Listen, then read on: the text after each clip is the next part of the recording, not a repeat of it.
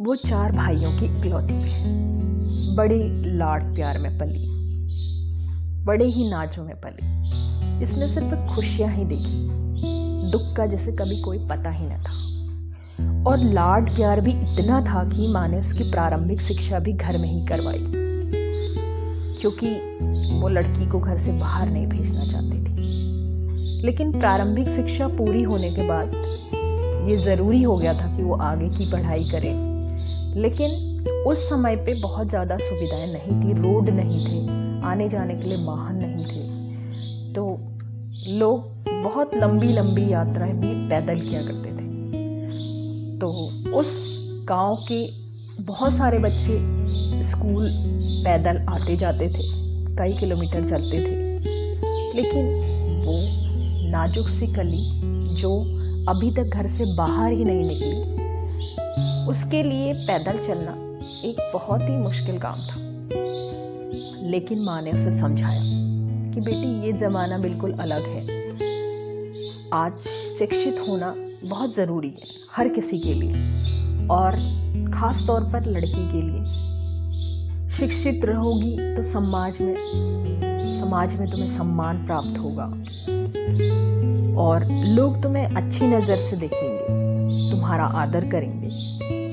और शिक्षा न होने का मतलब हम बहुत सारी चीज़ों में पीछे हो जाते हैं। पर बेटी बहुत छोटी थी तो उसे क्या समझ में आता कि शिक्षा का महत्व क्या है, क्यों ज़रूरी है।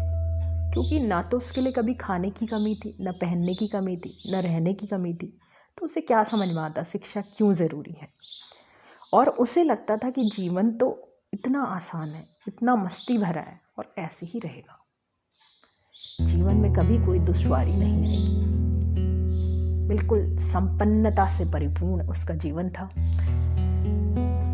और किसी तरह माँ बाप की बहुत ज़्यादा फोर्स करने पर वो मान भी गई स्कूल जाने के लिए, और 1-2 दिन चली भी गई। लेकिन पैरों में छाले पड़ गए। जाहिर सी बात है, आप बहुत दिनों बाद चलेंगे तो आपके पैरों में छाले भी पड़ेंगे, लेकिन चलते रहेंगे तो धीरे धीरे सब कुछ ठीक हो जाएगा।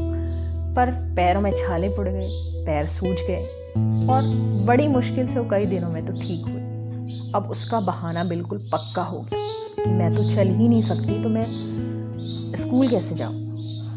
बहुत मनाने पर भी उसने माँ बाप की बात नहीं मानी और उसने स्कूल जाना छोड़ दिया।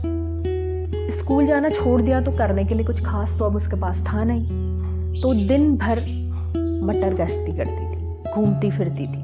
कभी किसी भाभी के साथ बैठ के गप्पे मारना, कभी किसी सहेली के साथ बैठ के गप्पे मारना। खाना तो टाइम पे मिल ही जाता था।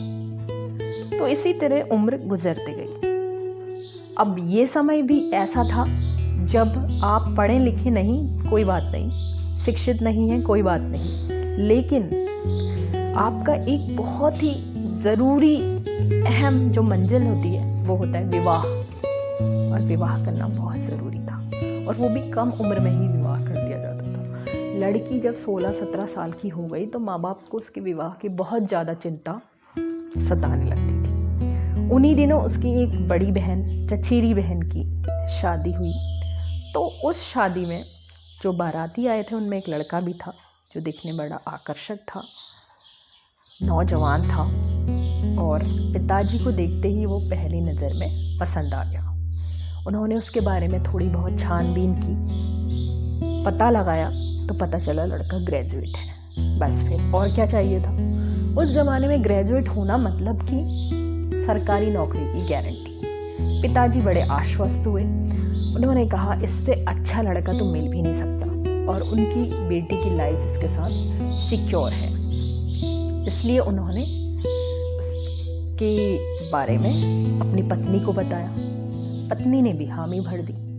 अब पिताजी एक दिन तय करके लड़की का विवाह तय करने के लिए चले गए। और जब उसके घर पहुंचे तो उन्होंने देखा घर तो कोई खास नहीं, और छोटा सा घर है, बहुत पुराना सा घर है और बड़ी जर्जर स्थिति में। लेकिन घर के ज़्यादातर सदस्य पढ़े लिखे थे, उनके माँ बाप को छोड़कर। ये बात पिताजी को बहुत अच्छी लगी।